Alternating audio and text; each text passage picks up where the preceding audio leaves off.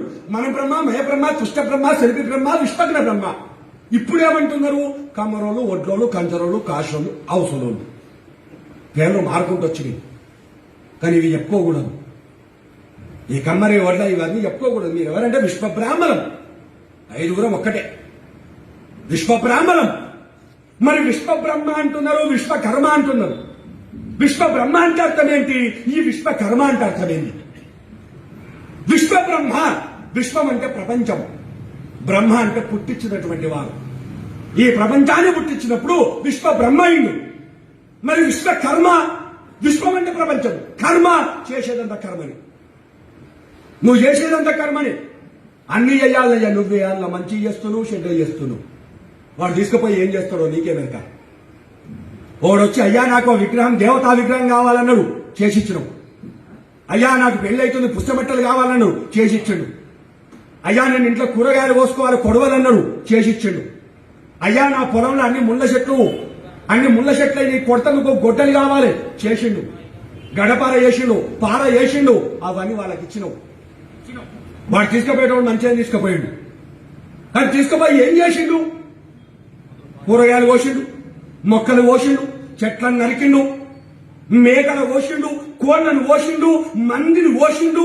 అవసరమైతే వాడు కూడా పొడుచుకున్నాడు. దేంతోని? నువ్వు చేసిన వస్తువుతోని. పొడుచుకుంది వాడే, చంపింది వాడే, కానీ వస్తువు ఎవరు చేసిండ్రు? నువ్వు చేసినావు. కాబట్టి వాడి చేసిన కర్మ కూడా నీకు జరుగుతుంది. అప్పుడు విశ్వకర్మ అయింది. మరి ఎవరో చేసినటువంటి కర్మను నువ్వు అనుభవిస్తున్నప్పుడు ప్రొద్దులు లేచి విశ్వబ్రాహ్మణులకు దండం పెట్టానా లేదా? ప్రొద్దులు లేచి విశ్వబ్రాహ్మణులకు ఎక్కడదండి? విశ్వబ్రాహ్మణులకు ఎవరు పెడుతుండ్రు?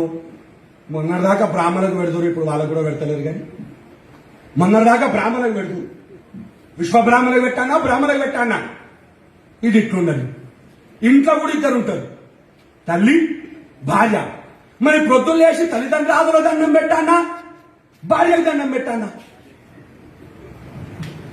భార్యకే పెట్టాలండి, భార్యకే పెట్టాలి. అయితే భార్యకు దండం పెడితే ఎంత మోక్షమో, పాపను దండం పెడితే గంతే మోక్షం అంటున్నాం. తల్లిదండ్రులకు దండం పెడితే ఎంత మోక్షమో, విశ్వబ్రాహ్మణులకు దండం పెడితే గంత మోక్షం ఉందట.